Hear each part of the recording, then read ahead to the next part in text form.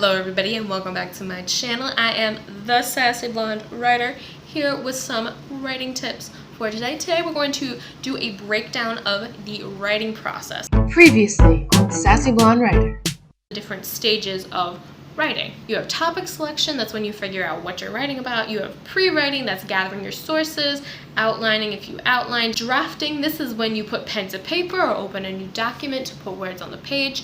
Revising, that's the task of improving writing specifically by changing the structure or word choice. Editing is fixing basic grammatical errors like capitalization, punctuation, and spelling. And publishing is giving your work to the audience. Now let's dive in a little bit deeper. Today's focus is on topic selection, pre-writing, and drafting. Now, section number 1, as I already said, is topic selection. That's what are you writing about?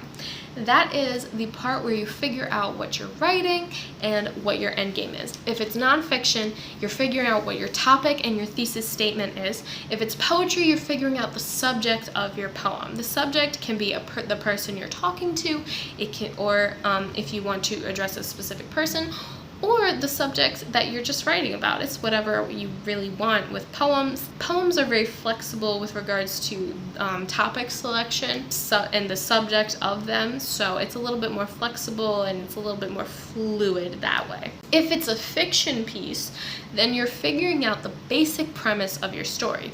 For example, Harry Potter, the basic premise is that an orphan boy finds out he has magic powers and then goes off to a magic boarding school. That's it. That's what you have to work off of. It's not more than that, because you're just figuring out you're basically figuring out what it is about your story that makes it unique.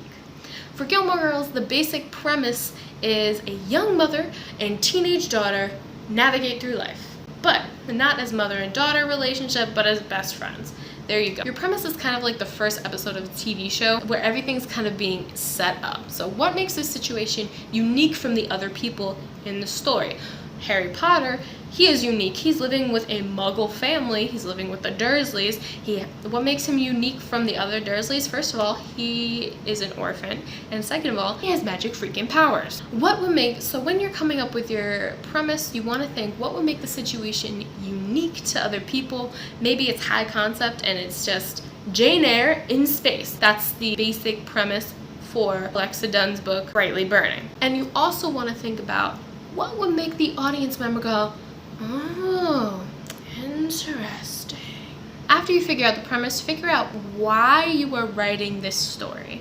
This is something that your reader will be trying to figure out as they read, especially if you're writing for younger children, and something you should definitely think about as well while you write. There are 3 basic reasons for why authors write: persuade, inform, entertain. Now, all these reasons are equally important. One is not better than the other. That's not what I'm trying to say. You may feel that one is, but as a whole, they're all important. And a lot of times they overlap. A lot of times authors kind of go for a 2-for-1 deal. The Great British Baking Show, it entertains its audience and it also informs them about baking. Newspapers generally inform people about events, and sometimes they try to persuade them one way or another about how they should feel about these events. Comedians and musicians entertain people, but there's usually some level of truth, especially with comedians. There's usually some level of truth of what they're saying, and they're trying to inform people about something that they didn't know. These things can also be done in unexpected ways. In her book of poetry, Depression and Other Magic Tricks, Sabrina Benheim has a conversation with her mother where she tries to explain and inform why she can't get out of bed some days and why she can't sleep either. In another one, she talks about why she is going to the grocery store because she doesn't want to be alone with her own thoughts. Here she is trying, and succeeding in my opinion, to explain to the reader and also her mother, the subject of the poem, how depression affects her, how she feels, and what it does to her brain and how it makes her act. She does that in a way that isn't factual. She's not rattling off statistics or talking about brain chemistry or anything like that. She isn't talking about the facts or statistics or numbers. She's using emotion through her poetry to simultaneously entertain and inform on how she feels and convey her feelings, and also inform the reader. Stage 2, pre-writing. Some people lump this together with topic selection, but I feel there's a distinct distinct difference between pre-writing and topic selection. Pre-writing takes place after topic selection. This is where you do your research, you figure out the plot of your story, or the main quest, if you will, depending on what kind of story and how you're writing it, that sort of thing. If you're a planner, this is where you will start outlining. If you're a pantser, this is where you will at least figure out the beginning of your story and your major conflict, and you gotta just take it from there. If you don't like planning or pre-writing is getting you bogged down, then you should at least have a loose idea of what's going to happen or what you're going to say. I recommend setting a deadline for yourself to finish the pre-writing stage, so that way you can get started on drafting.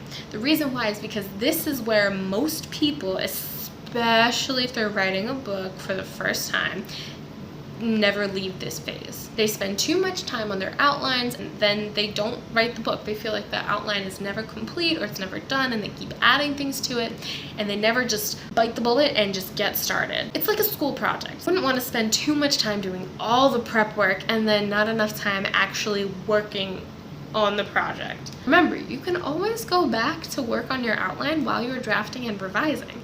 It's not written in stone. Number 3, drafting. This is where you actually get started writing. When you are drafting, I think it's very important to think about your writing in either story beats or some type of plot structure. Keep that in mind while you write, especially if you're not an outliner. Just think about like how stories that you enjoy usually flow. That way you can kind of deal with pacing. Now, there are many different types of plot structures, and I'm going to make a video about that because it's just so expansive to talk about. It takes up its own video. On the formal writing process, a little breakdown for you all. I hope this helps you get through the writing process, or at least understand how it works. If you like this video, please give me a little thumbs up. Please subscribe to my channel. I post new videos 1 to 2 times a week.